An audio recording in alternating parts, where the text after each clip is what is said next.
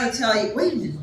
I got a senator here. You know I love my senators. This sort of feels like when I'm presiding over the Senate, and it's called a rostrum, and on this side sit the Democrats, and on that side sit the Republicans, and we've got Senator Mark Peake in the House.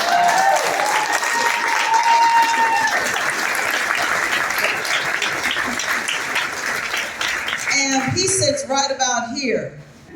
And I gotta give you this joke. So, no, it's a good joke. You'll pay me later. It's a good one. And I have to call on them so that they can be recognized. And we were kind of all excited. And he jumps up and he says, "Madam President," and he starts talking.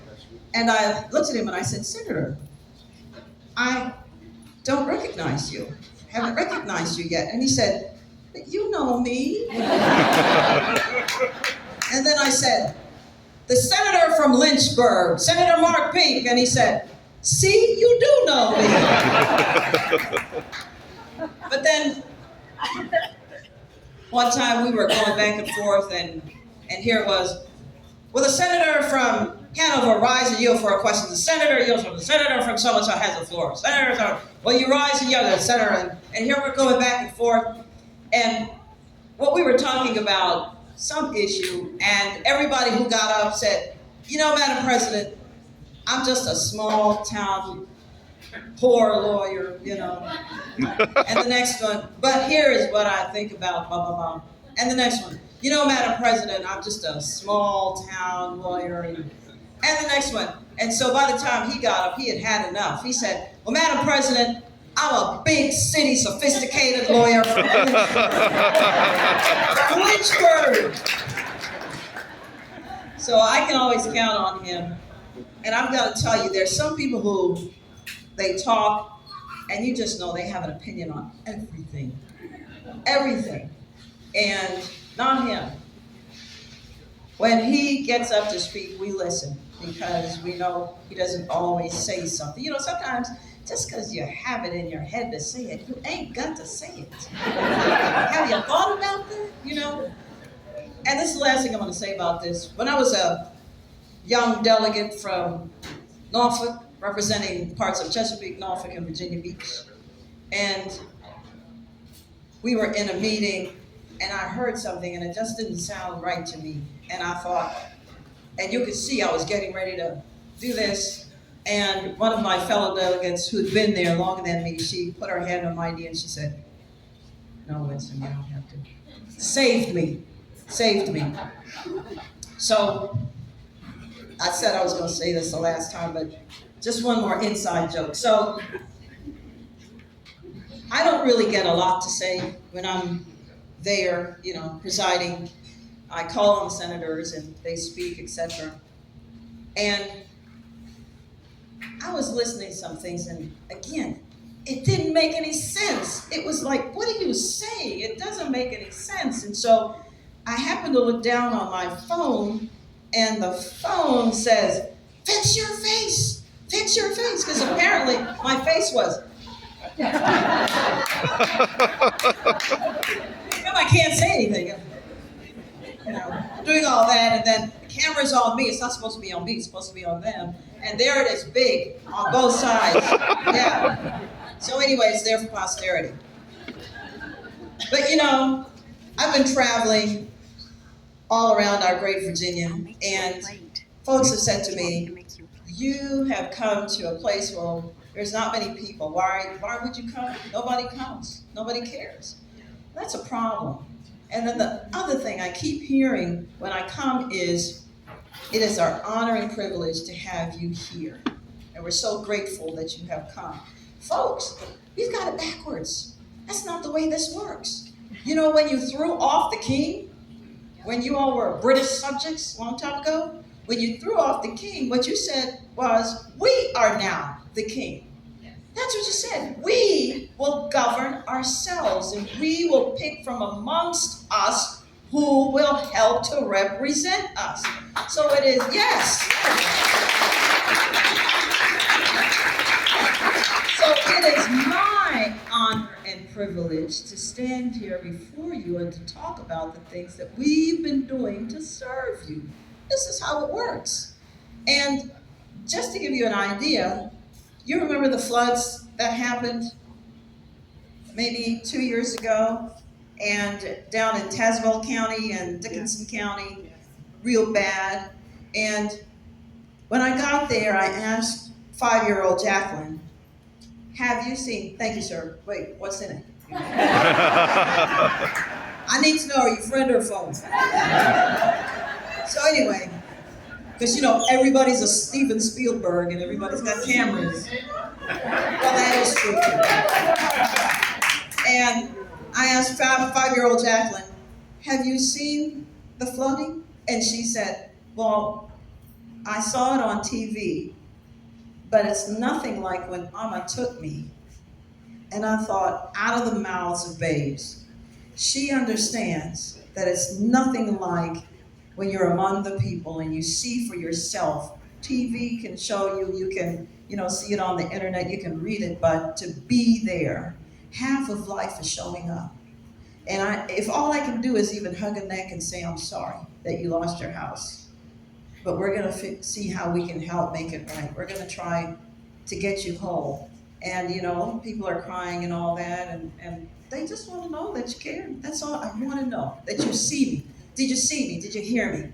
And that's why I come. So I was over on the Eastern Shore, and they said, when I look at a map of Virginia, we're almost never there. And they're right. In my own building, I saw that we're giving out plaques, and the Eastern Shore is not part of Virginia. That little part that goes up and down like that? And they said, people keep forgetting us. And I said, I tell you what, you stop picking your tax, we'll find you. We'll find you. So I talked to the governor about it. He said, yeah, we're fixing that. Because that's before our time anyway. We're going to make sure. So everywhere I go, when I see a map of Virginia, I look for the Eastern Shore so I can say, no, we got to make sure everybody understands that they're represented. So that's why we do these things. And I was in Craig County, and let me tell you something. We were in Craig County last week, and they said we're like one of the 5 smallest counties. And here we go again saying we're so honored and privileged. But I met this young man. He's from Egypt. And he said he came to America with $1,000 in 2011. To Craig County? From Egypt? Is that like Little Egypt? Not New York, because the port is not close to, So anyway, and I asked him, why did you come? He said, because I wanted a new life for my family and me. I wanted a fresh start, and I wanted a place where I could just be me. And he came to Craig County, $1,000, started his business, and it's thriving. And so I know that the American dream, ladies and gentlemen, is still alive and well. You can make it in America with $1,000. You know my story, and if you don't, you need to buy my book. That was a shameless plug, I'm sorry, shameless plug. My dad sought his fortune in America with $1.75. $1.75, and now here I stand, second in command. So it can be done, and it keeps being done. And in fact, I want to say this to you. In no other country is my story even possible. I stand on the shoulders of those who have come before me.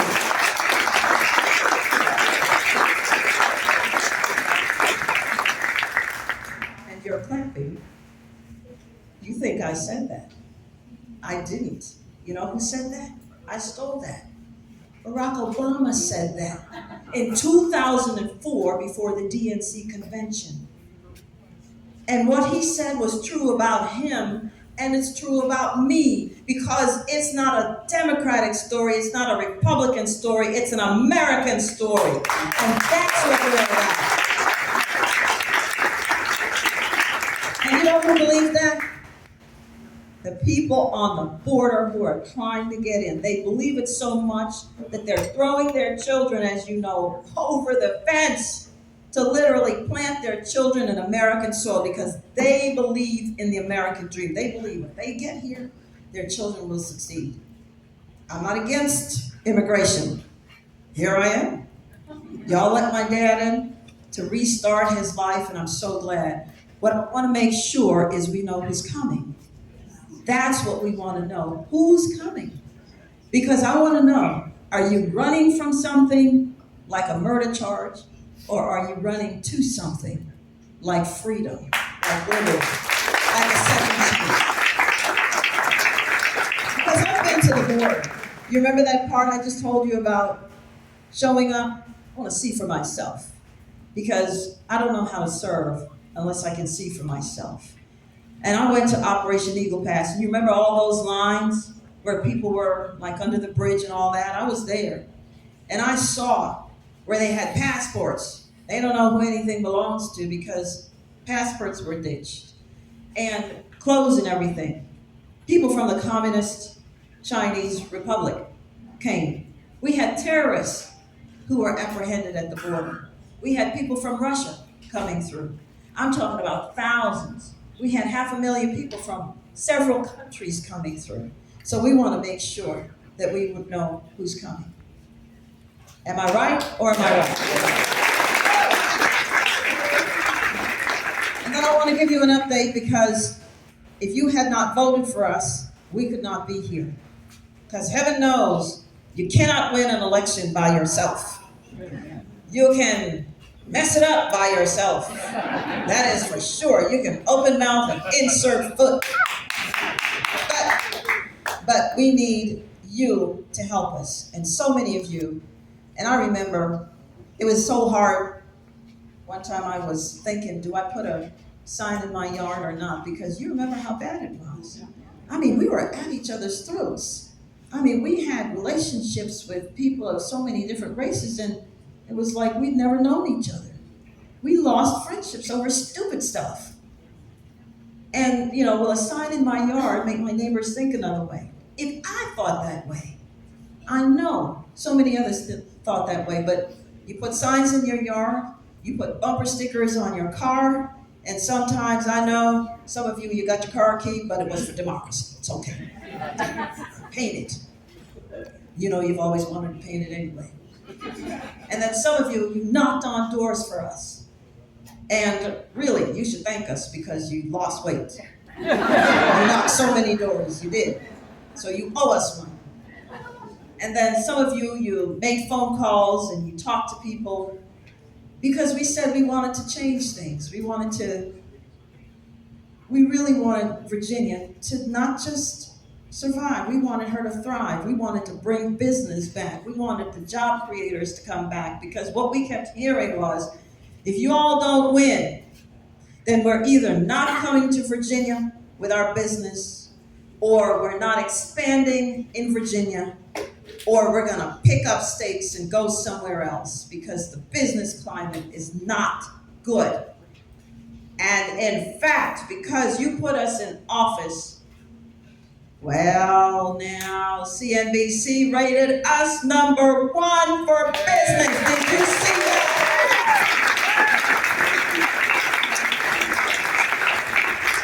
We're doing better in education. In fact, our budget since we've been in office, we have increased what we're doing with teacher pay by 12%. We have in 3 years, 12%. I don't believe that's ever happened. And then we've given more money to education, over $1 billion+ than has ever happened before. But here's what I believe, that we want to make sure that teachers have control of their classroom, that they're respected, that they're not coming out of their pockets for supplies. Are you kidding? You know that in your profession, if you spend a dime for the company, you're putting in a you want your money back. So why do we not do that for our teachers? And so we made sure that we had money for them. And then I'm thinking we need all of the above anyway. When I say all of the above, what do I mean? Education lifted my dad out of poverty. Education lifted me out of poverty because I can't rely on my father. I have to find my own way in this world. And so I want it to be that if you want to send your child to whatever school you want, you can do that. This is the new Brown versus Board of Education fight. I remember when I was running, I had a black mother say to me, if I want to send my child to private school, I should be able to do that. And I asked the previous, I think it was the governor, and he said, but that will not be enough money even if we gave it to you. And she said, you let me worry about that. If I have to work 2 and 3 jobs, I will do it because I want this for my child. We ought to be able to do that. And then we're asking even more. We want our children to succeed. We want them to have a hope and a future, and to do that, they must have a good education. And so we're also doing well economically. How are we doing well economically? I'm so glad you asked.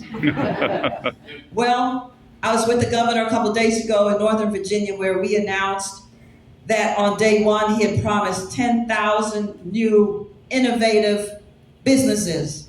And indeed, we exceeded that. And now he said 20,000. I'm thinking, oh my goodness, how are we going to do that? But 10,000 new businesses that with the Virginia partnership, where we're helping to capitalize a business. If you bring us your business idea and we can help you make it into something successful, then we want to hear it. And in fact, that's what we've been doing. You know, angel investors, well, we've been using your funds to try to help do that so businesses are created in Virginia, they stay in Virginia, they employ people in Virginia. Your children, when they finish college or trade school, will be able to work in Virginia, and then all boats rise as a result. So we're doing well in that way. I mean, look at how many headquarters with the high-paying jobs have come to Virginia. You know, when I worked for the Chamber of Commerce, what we used to be getting way back then was mostly the back operations, you know, the call centers, and I'm not knocking it. We want all of the business that will come, but we want the front office too. We want the whole shebang. And so headquarters have moved from where they were to come to Virginia. But here's the thing. We are competing with the other states. We're competing with, well, let me say this one first. Tennessee. Tennessee, as you know, has no income tax. So if I'm a business, where do you think I'm gonna start thinking where I should go? And they have a lower business tax. So we have to make sure that everybody understands, as my motto says, the business of the Commonwealth is business, because they're the job creators. The taxes that they pay for the schools, pay for the roads, pay for the bridges, pay for the quality of life. Because we can't print money in Virginia. They do that on the federal level. If we did it, we'd go to jail. And folks, I don't know about you, but I don't look good in orange blaze jumpsuits. And let me say this. I like to talk policy. I like to talk policy because that's what we really want to hear about. What are you going to do if we put you in? What does that job application look like? And when I owned my business, government policy closed my business in response to COVID. So don't tell me COVID closed the business. No, it was the government policies that closed my business.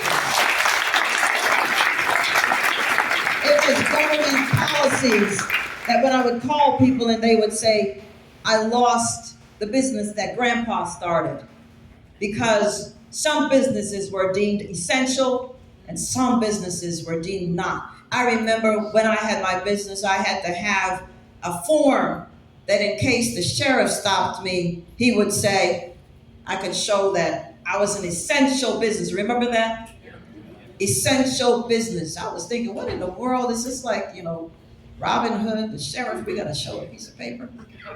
I used to have a meme, and the person was dressed in the red coats, the British red coats with the hat, the trefoil, and it would say, "You there, do you have proof from the governor to be out?" Something like that. It was crazy. And how do I mean? Well,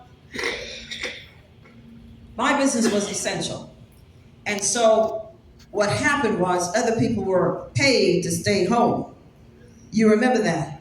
And as a result, I was hiring people from other businesses. We were cannibalizing each other's workers. So I took business from them, and then they were out, and then the bigger boys took business from me, and then I was out because we couldn't find any workers. Couldn't find any workers. So COVID closed my business.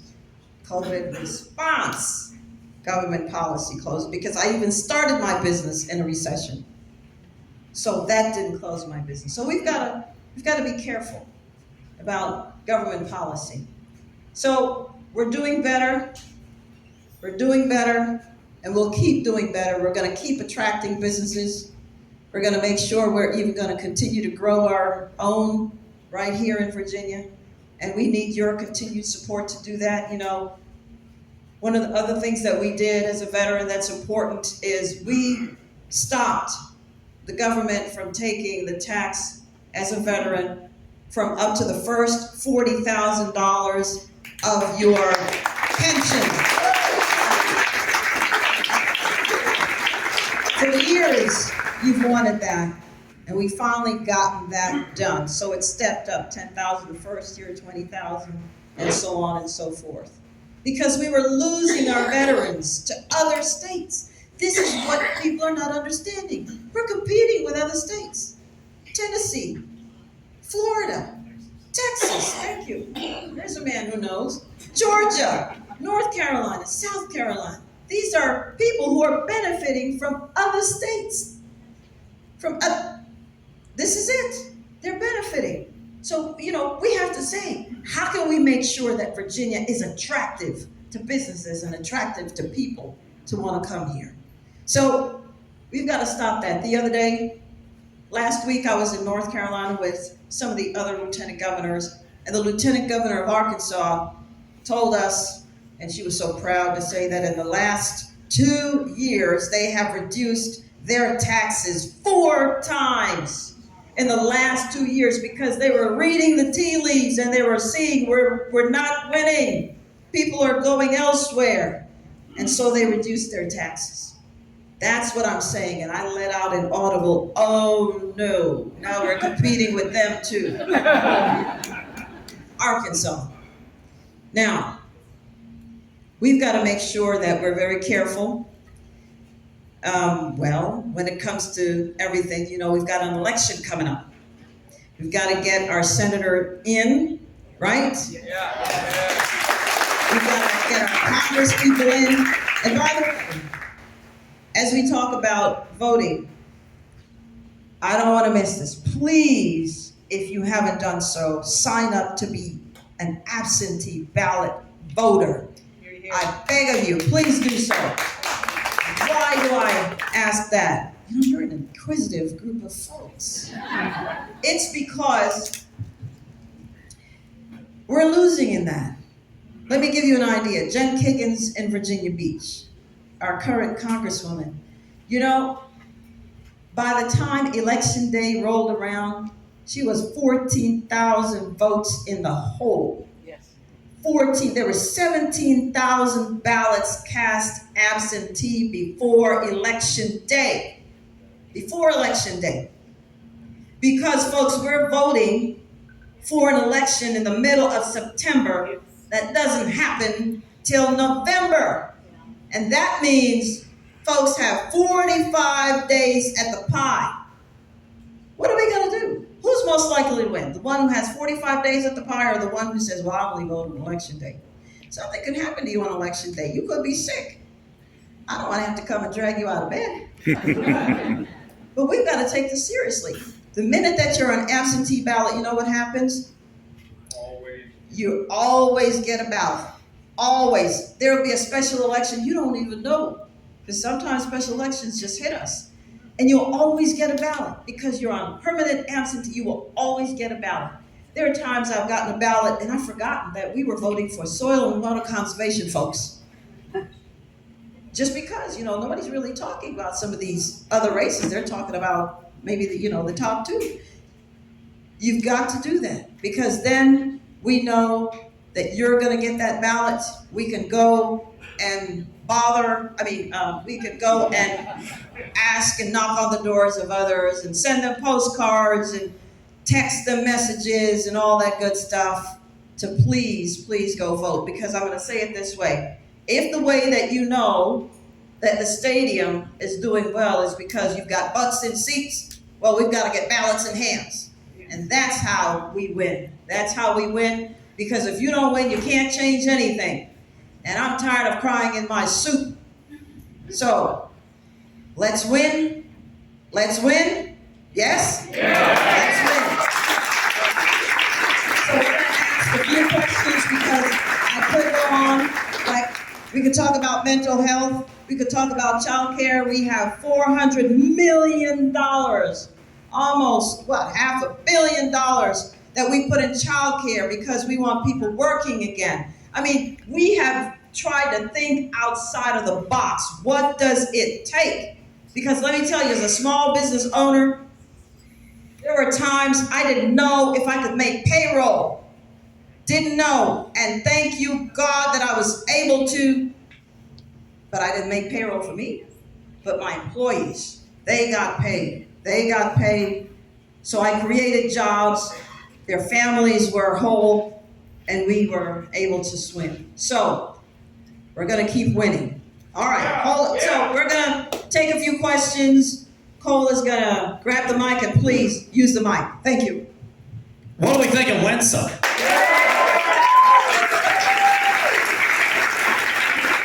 I think they want you to move to Albemarle County. They said they got a nice piece of property for you.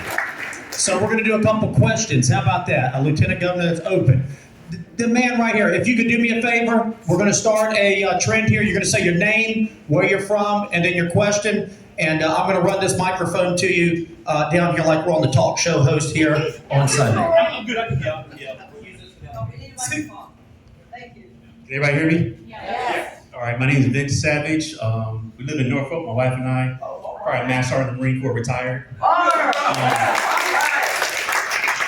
So let's go start off. I'm still a little bit bitter from the COVID mandates, so I'm going to say it right the back. So hope you have thick skin. All right. Wait, let me finish. And she knows this too. So we all know what happened during the COVID mandates, the lockdowns. My wife and I, we had to switch jobs up from the government and everything during time, so we had to switch gears a lot. So we pulled a Dave Chappelle, left a lot of money on the table, and went off grid. So now, I don't know if everybody's heard, is talk about bird vaccine and these upcoming mandates, possibly, potentially. Is there any fail-safes that anyone's talking about so we don't get a round two of what happened 3 years ago? Well, there's certain things that we know now about COVID, and frankly, we knew them even back then. How do I know? Because Ron DeSantis kept Florida open. Governor Abbott of Texas kept Texas open.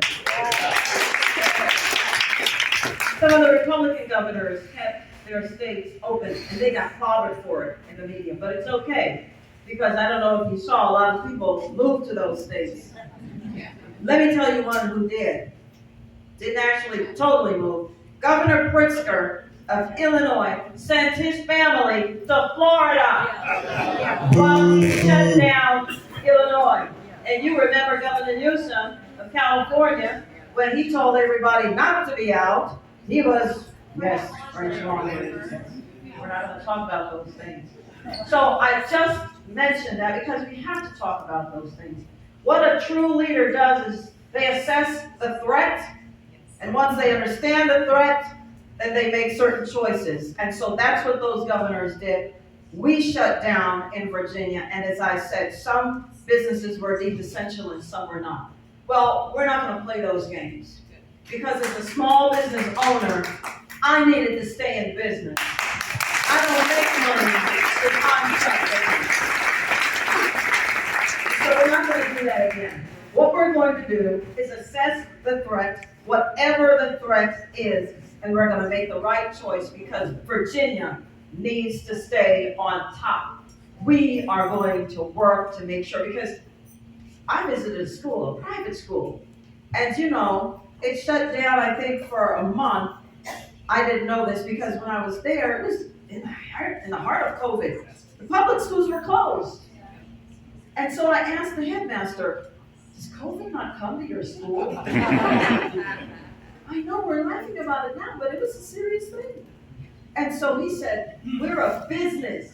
If we shut down, we shut down, we go away. We're not paid to shut down.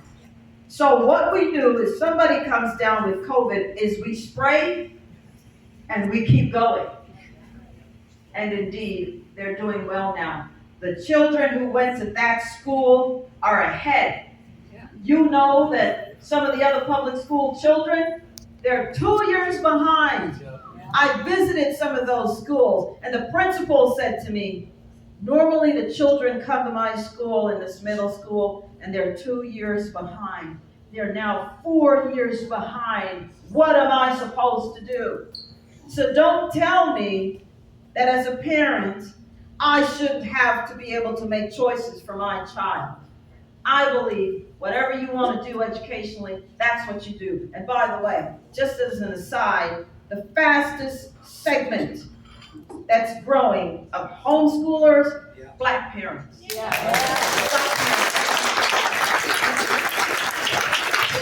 I'm not going to stand in the door of anyone who wants to make those kind of choices for their children. Okay, next question. You got my vote. All right, we'll do another one. In the back here, let me come down. I'm going to make my way down, and I'll give Gwen some opportunity to drink some of that lemonade. I got to tell you, it does feel like the price. And your name is, and you are from?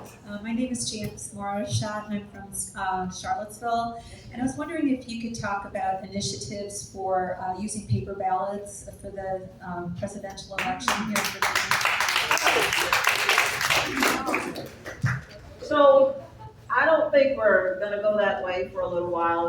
That would more than likely take a vote, and I don't think that's going to change anytime soon. What we do know is that our elections are safe, and in fact, yes, and they're secure. I can tell you that without a shadow of a doubt. What we have done is, you know, because we're the new kids in town, so we have new people in place, and our new election commissioner has gone through, and we have called the rolls. Jen Kiggins, I was telling you about just now, the congresswoman. So when she was senator, Kiggins, state senator, she passed a bill, and it was that we would more regularly call the rolls, because I think we were only calling them maybe every 6 months. Now we're doing it every month. Every month we're going over the voter rolls. And what we found was that people were still on the rolls from even back in 1960 who were dead.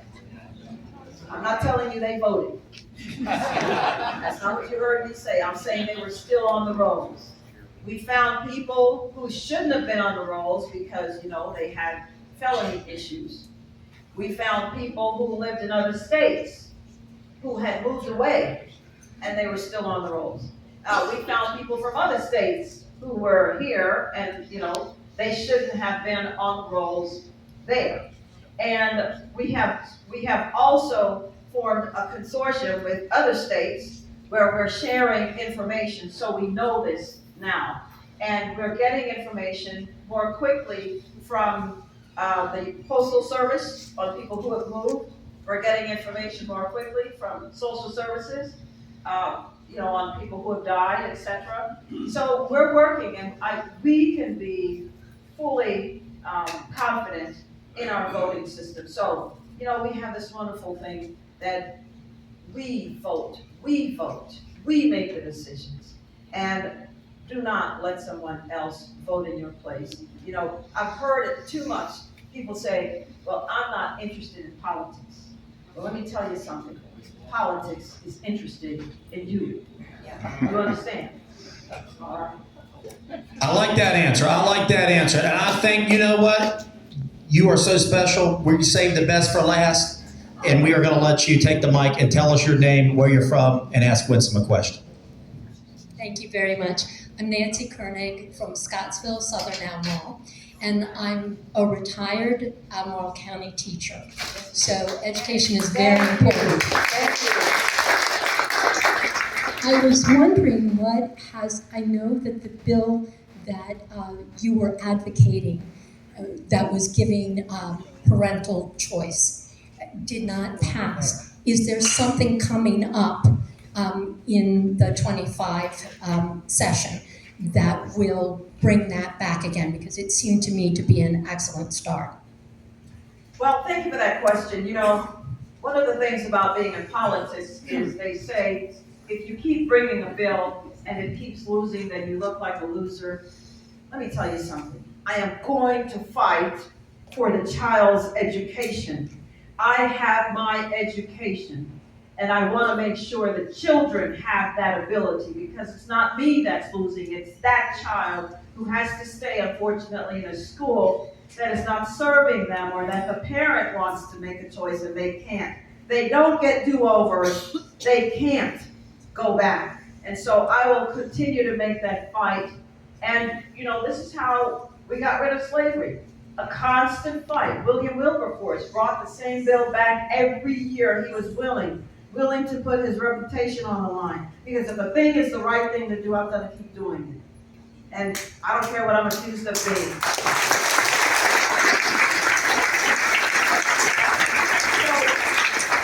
I want to thank you. As I've been talking with, and I'm going to finish up with this, as I've been talking with some of our law enforcement, you know, I want to make sure that, again, we thank them. You know, I don't know if I told you that, because there's so much to talk about, so much that has been happening. We reduced the compression in their pay, because what was happening is, you know, you've been on the force maybe 10 years, and because you're trying to attract people to the job, you were paying them right up to what somebody had been. The newbie could be making what the person 10 years had been on, and you know, the money wasn't there and all that. Well, we've got the cash, and we were able to help them. One of the problems we're facing, though, is there's a mental health issue, and especially among our young people. Yeah. And we've put in millions of dollars now. You know, we listened to you.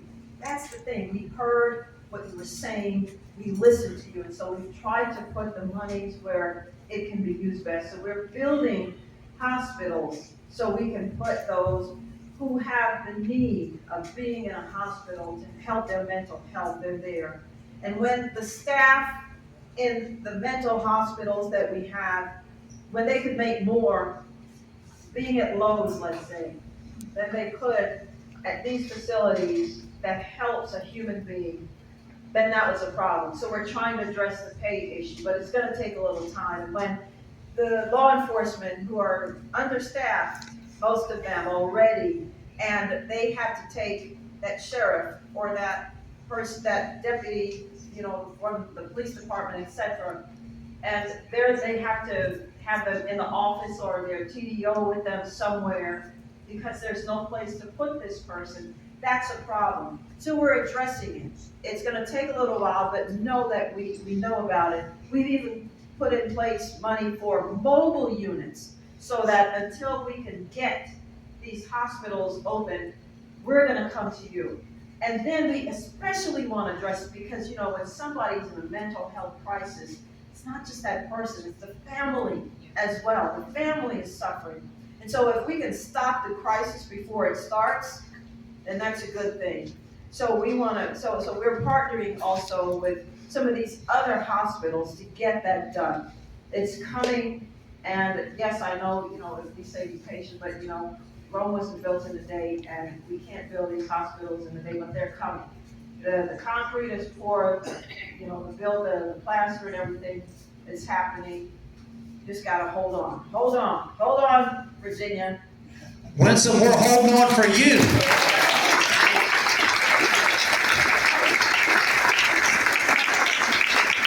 One final thing.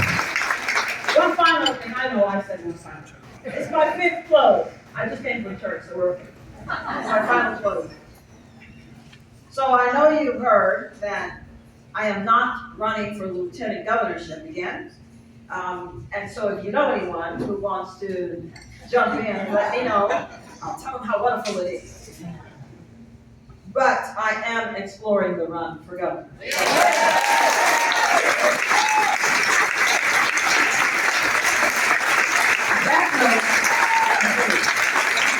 Win some, win some, win some, win some, win some, win some, win some, win some.